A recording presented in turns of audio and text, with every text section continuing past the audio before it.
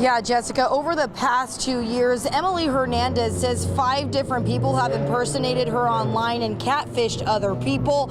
But she says this has completely reshaped the way that she approaches the social realm. And this is also the first time that she has ever been reported missing.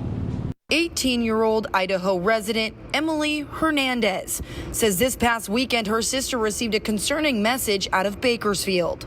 It was the screenshot of the article, and then she showed it to me, and then that's how I found out. 2 days before Hernandez caught wind of our article on turnto23.com, Bakersfield police told 23 ABC News that on August 6th, a man claimed he was romantically involved with a 19-year-old Hispanic woman by the name of Emily Alejandra Fernandez. The name said it was Emily Alejandra Fernandez, but that's not my name. It's Emily Marie Hernandez. After reading our article, Hernandez said she contacted police, left a message with them over the weekend, and then she contacted 23 ABC News to let us know what was happening. That's when we called police ourselves. Police officials initially said the man who reported her missing to BPD also said she graduated from Ridgeview High School here in Bakersfield. I don't live in Bakersfield. However, police say the man told police that she was a Bakersfield resident and traveled to Guadalajara, Mexico in February to visit family, and that he last heard from her in May. But Emily Hernandez says none of that is true either. I have never been to Mexico. Police say they believe the man who reported her missing was actually a victim too. He was being catfished. The police department now saying they are not pressing any charges against him.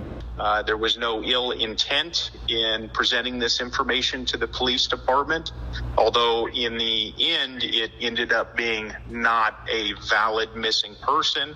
But Sergeant Pear of BPD says after locating Emily out of state, determining that she was okay, they closed the missing person investigation. But they are still now searching for the person who was pretending to be her on the internet.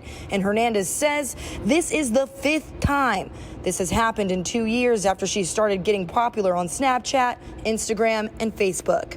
So I had a lot of followings, and then as soon as the whole catfish account started happening, I had to delete all my accounts and go by my middle name and make my new accounts private. And she says she hopes this story can help serve as a reminder to everyone to think before you post and secure your accounts. Really suggest people to be more cautious about what you post and about who you talk to and who's getting your pictures, because some of the fake accounts that I had made of me were from people that were either my friends or people that I knew of, because they knew information about my parents, my sister, my other friends.